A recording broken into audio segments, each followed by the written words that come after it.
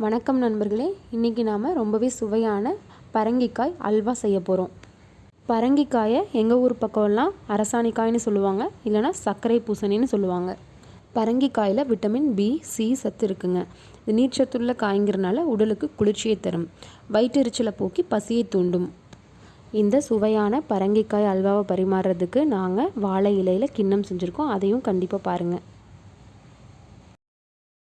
முதல்ல அல்வா செய்யறதுக்கு தேவையான பொருட்கள் என்னென்னு பார்த்துடலாம்.